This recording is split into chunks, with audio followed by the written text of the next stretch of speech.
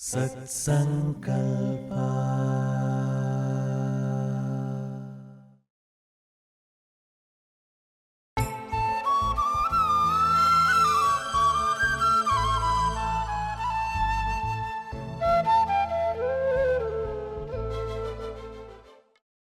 Namaste, everyone. On behalf of Satsankalpa Foundation, it is our immense pleasure to welcome you all to the special gathering of our Knowledge Session series, an initiative dedicated to exploring timeless wisdom, inner inquiry, and transformative understanding. We are truly privileged to host Dr. Sthaneshwar Timalsina as our distinguished guest speaker today. It is our honor to welcome Dr. Sthaneshwar Timalsina, a distinguished scholar in the field of Indian philosophy and a guiding light in the contemporary study of Tantric and Vedic traditions. He currently serves as the endowed chair of Indic Studies at Stony Brook University, New York, and brings with him a rare blend of rigorous academic insight and deep traditional knowledge. Dr. Sthaneshwar Timalsina is a traditionally trained scholar from Nepal. He was initiated as a Saivacharya in the Nepali Sarvamnaya order. Having been initiated into traditional lineages as well as formally trained in Western academic settings, Dr. Sthaneshwar Timalsina bridges the two worlds, offering us perspectives that are not only intellectually enriching but spiritually resonant. He currently holds the esteemed Nirmal K. and Augustina Mattu Endowed Chair in Classical Indic Humanities at Stony Brook University. His prolific body of work brings deep rooted Indian philosophical systems such as Vedanta, Tantra, and Saiva traditions into global academic and spiritual conversations. He has authored several acclaimed books, including Consciousness in Indian Philosophy, Language of Images, Meaning and Visualization in Tantras, and Tantric Visual Culture, a Cognitive Approach, along with numerous scholarly articles that bridge traditional and modern scholarship in Indian philosophy, Tantra, and allied disciplines. As an organization inspired by the principles of Sanathana Dharma, Satsankalpa Foundation finds deep resonance with Dr. Sthaneshwar Timalsina's mission. His founding of the Vimarsha Foundation, a modern day Gurukula dedicated to revitalizing classical Indic knowledge systems, reflects the very ideals we hold dear. This session invites us to access ancient teachings through a thoughtful integration of academic rigor and spiritual practice. We are excited to learn, reflect, and be inspired. Please join me in extending a very warm, heartfelt welcome to Dr. Sthaneshwar Timalsina. Thank you so much. I am honored again and again to get to know of Satsankalpa Foundation, of Guruji, and your institutional dedication to revitalize the teachings of the rishis and the siddhas.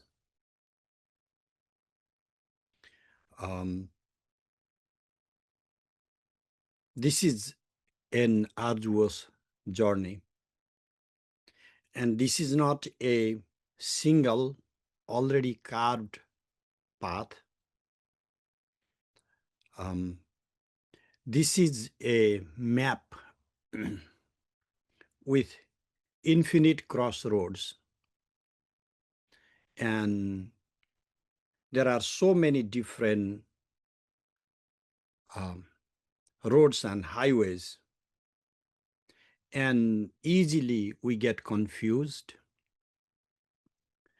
when it comes to living the life of the rishis.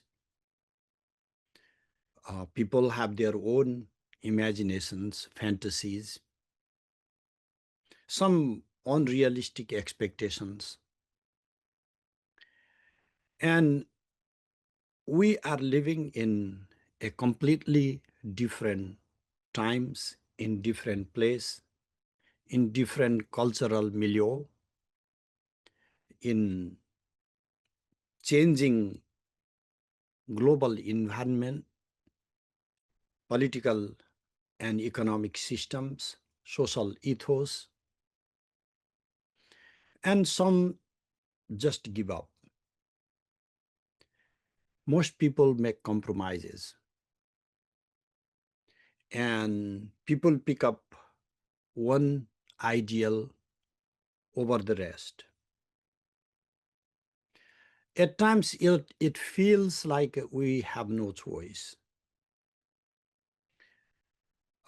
Because rishis do not themselves come from one particular time, one particular place, and their teachings are not always homogeneous.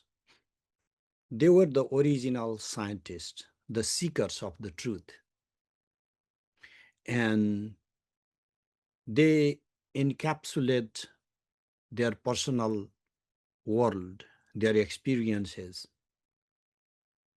and they also give us the same freedom to seek the path they, that they have carved, but left it open for us to keep exploring. Because life is such a unique journey that everybody has its own unique way to live and unique way to be fulfilled. But times come, we reflect back, we ask to ourselves, we have struggled, made long journeys from home, and we may have even achieved some of the milestones in our life and still felt empty somewhere, incomplete, unfulfilled. Today, I would like to explore alongside with you to live a life of a rishi. And some of you might even find it funny. Living in New York in 21st century, I am invoking the life of a rishi. And I think that when people find it unrealistic, I believe that what we imagine about the core teachings of the rishis, we have misunderstood. What it meant to live a rishi life, we have not reflected deeply. And I think that we can very well live a rishi life no matter where we are. And for that, we have to clearly separate two things. The first thing we imagine is the jungle, a rishi living in a jungle. The world is a jungle with all the strange people. So it doesn't matter how much of trees you are surrounded with. It would be nice to have an ecosystem, a calm, peaceful, green scenery that comes first. Second, with all the arduous tapas of the rishis, we all are doing hardships. We have struggled in our life. We cannot say only if you are fasting in a forest that amounts to tapas, but if you are doing a good, honest livelihood, living a sincere life, we do not see tapas there. That's our mistake. So let's go to the basics. For many people, when they think of the Hindu way of life, they make equivalencies, and we have this god, they have this god, and then they find so many gods, and so and so of all the observation-based understanding of the Hindus, I believe, fails to do the justice of some 5,000 years of history, literature, philosophy. And not that many of these things are lost. Let me tell you, the most basic thing a Hindu does, generally prescribed to do every morning after taking the bath, because snana, bathing, is essential. It's not just part of hygiene, it's part of dharma. You can always wash your body, no matter where you are, in whichever time. And then there are 3 libations, tarpana. The first tarpana will be the devas.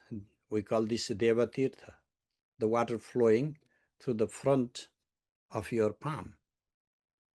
So you are honoring the gods. It's not just one deity that you give the libations. You give libations to many different deities. And then the second would be Rishi, Tirtha. Then you libate to the rishis. So they hold the equal status. Sanakaha tripyadam, Sanakaha tripyadam, Sanandana tripyadam, Sanandana tripyadam, Asuri, Bodhu, Sanat Kumara. So what I'm saying is, when people study Hinduism, focus on one popular god over the others, they miss the first point of devas, not that almighty God, but all these deities having distinctive roles, and rishis equal to these devas and oftentimes above and beyond the devas. So for that, we need to read the Puranic narratives, where these rishis are in constant dialogue with devas. These are different forces, different energies, different types of truths they are telling us about. And finally, we will come to Pitris, our own ancestors. Second, Hindus invoke their lineage from the rishis. That is called Gotra, and you also have Prabara.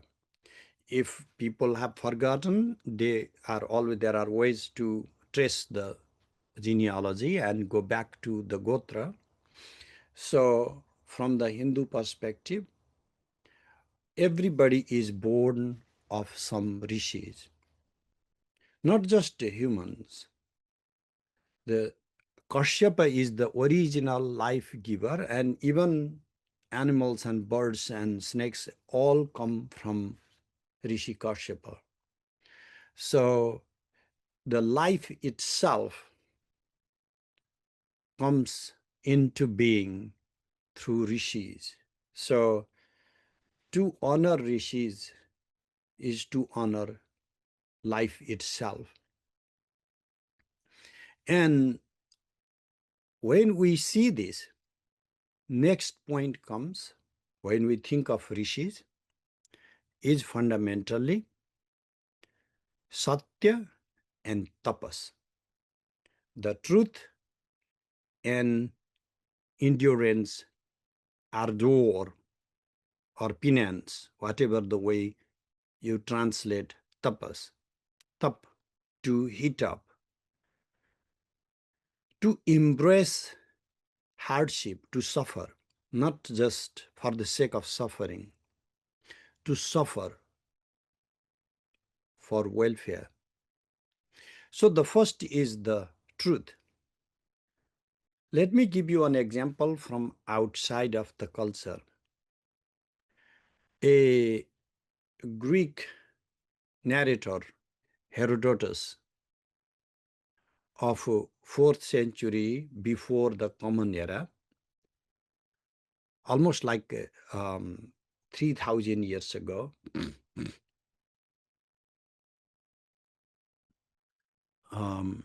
or 2,500 years ago, I think 450 or something BCE, Herodotus time. So something like 2,500 years ago. He reports about India, customs, life, economy. When it comes to belief, he only talks about the truth and action. What type of things people of that time, almost around the time when Mahabharata was being composed, what type of life ethos that the people from India viewed is the truth. What do you follow? I follow the truth. So the truth is the absolute criteria. Speaking the truth. If we read Mahabharata now, we will find the same centrality of the truth. Mahabharata is a very popular narrative in India, spread every part of India. And the most virtuous man in Mahabharata is Yudhishthira. He is the son of Dharma, the absolute order. And everybody who reads Yudhishthira's life comes back disappointed. How can he be Dharmaraja and gamble his own wife? How can he be Dharmaraja, gamble his own kingdom? How can he be Dharmaraja? And look at him go. Every single flaw in his life, how can he maintain Dharma? So only one thing, he does not waver, and he is judged not for anything, but for only one thing, and that is the truth, Satya. Dharma is Satya. So when we talk of Rishi life, or is it even possible, feasible to live the life of the Rishis, we have to, I think, start from the truth. And those who say, no, we cannot live, meaning we have to be lying person all the time.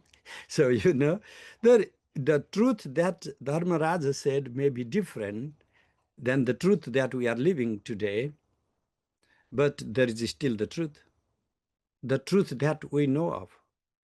What if what I think is the truth is not the truth? That's not the problem. The thing is, our sincerity is the first dharma. And how do we know this constitutes not just the life of Dharmaraja, but also a life of a rishi? We have now the narrative of Satyakama Jabala. We do not know what family Jabala comes from, but he becomes a rishi. He is adopted in the Rishikula because he has the truth in his heart. He can speak the truth even if the truth hurts him. When we start compromising with the truth, we start compromising with the life of a rishi. Unwavering surrendering to the truth. But now, is this also backed up by the Vedic texts? Ritam cha satyam cha veda tapaso dhijayata. So ritam cha satyam cha. So the Veda itself says, this is in the Ayurveda. So this truth itself is addressed in two terms, Rita and Satya. People translate Rita as the order, moral order or ritual order, and Satya as the truth.